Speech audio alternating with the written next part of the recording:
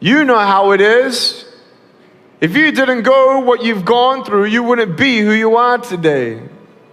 And I'm not belittling your pain, and don't worry, I've seen pain in my life, and I've seen not only in my life, but people's lives, and people say, well, at least I have no arms, no legs, and then what am I supposed to say? Well, at least I'm not an African orphan who's dying at 4 years old, and I met that person. What about the 10-year-old girl that was bought for $700 US in Mumbai and kidnapped as a sex slave to have 350 clients before the age of 13, pregnant at 12, put the baby under the bed while she works on top, abandoned by her family?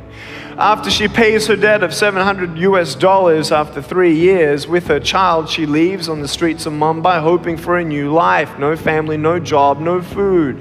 Her baby needs food. She gets raped, beaten up on the street. She comes back to the only way that she knows how to make money. She goes back to the brothels.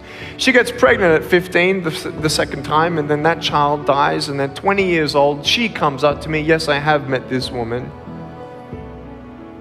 She comes up crying. She says, Nick, I just found out I got HIV/AIDS.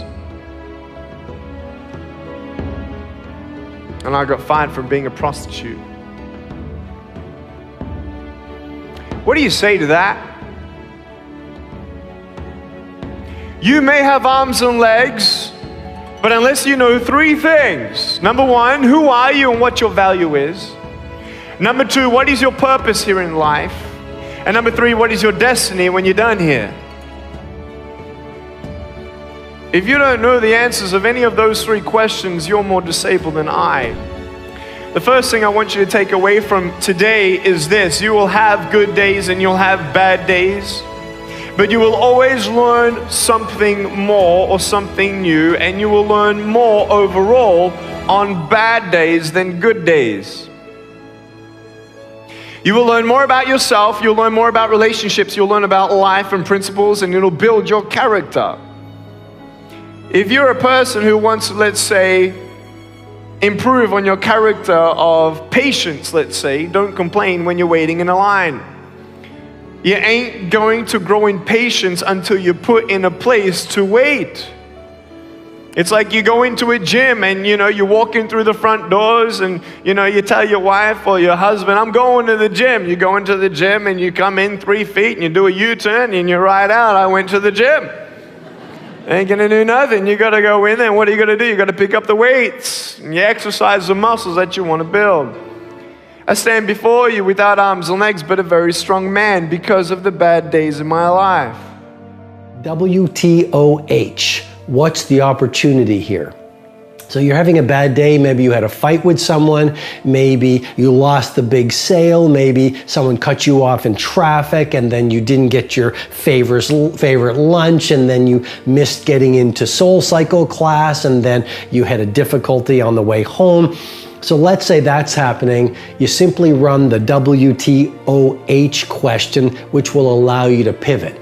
WTOH, what's the opportunity here?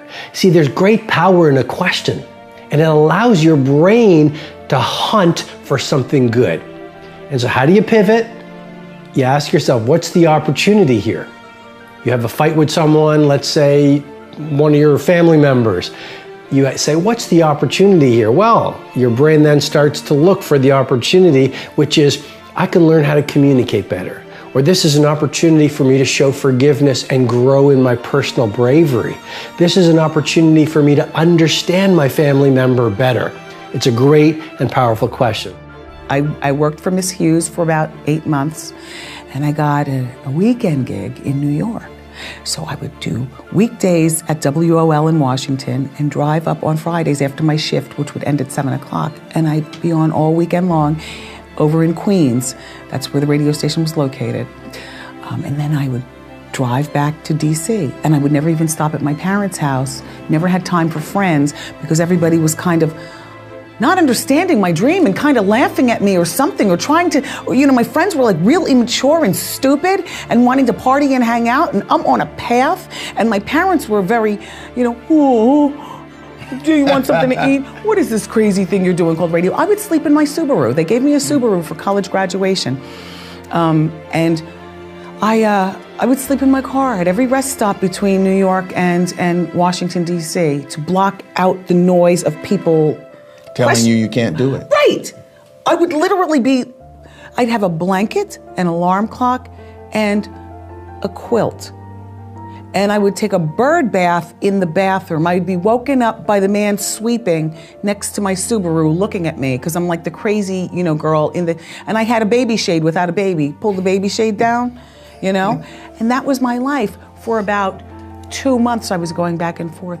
Learning is a lifelong thing. It doesn't end at Harvard Business School. It's your responsibility. I think if you're in any profession at all, you have to do it consistently all the time. I think I spend probably 50 or 60% of my time learning, reading, talking to people, traveling.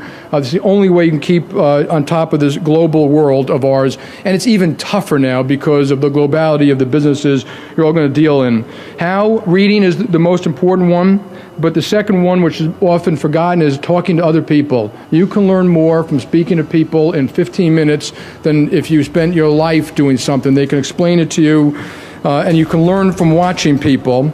You also are going to learn by, I'm going to call it imitation, but by watching other very good people and how they operate in difficult circumstances. I learned a lot of things what not to do and a lot of things what to do by watching other people.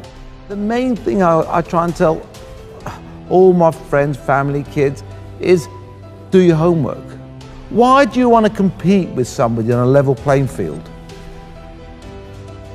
and be exactly the same, have the same chances of winning as the next guy? Well, you already know you're at a disadvantage, so you need to change the odds. You need to tilt the odds in your favor, which means you need an advantage, because otherwise the next guy is going to beat you. Now, of course, if you go to a casino and stack the cards in your favor, what happens? They throw you out, beat you up? Even worse. Even worse. Even worse.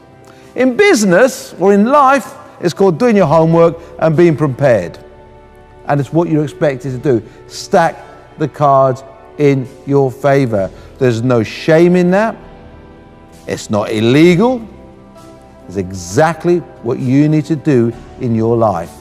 You do not want to compete the same odds as everyone else. Because those of you who are statisticians here, is there a few statisticians? No. Okay, nobody does numbers in Oxford.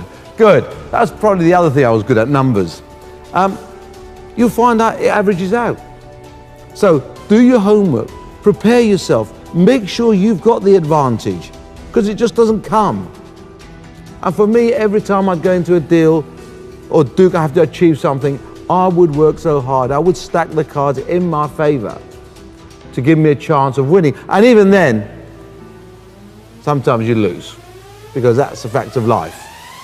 You'll make wrong decisions. It was said earlier, the person that says he never made a mistake, never made a wrong decision, is a person that has never made a decision, or is a bloody liar. So you will get things wrong, but make sure you stack the cards in your favor. You know, in this world, and the importance of actually, going through the process of understanding what the problem is and then figuring it out yourself. And every now and then you need some help, that's fine. But if you get too much help, you never figure out how to do things. And you don't develop the grit. And some of the older folks in this audience are shaking their heads. Yeah, you got to have grit. And grit means getting turned away from things 14, 15 times, calling someone every 2 weeks, every day for 5 months. And then finally it materializing in something that you want. And discovering the joy of figuring things out means,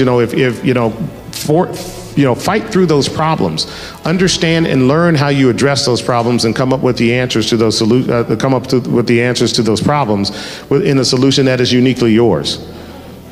That's an important part of growing up and solving problems, because if you can't solve easy problems now, you will not be able to solve difficult problems later. I have in my travels occasionally met promising young people who insist they are not going to ask for help along the way. They want to figure it out themselves. Mine was the opposite approach. It is hard enough out there. Get all the help you can. Getting help really is just a part of a lifelong search for wisdom.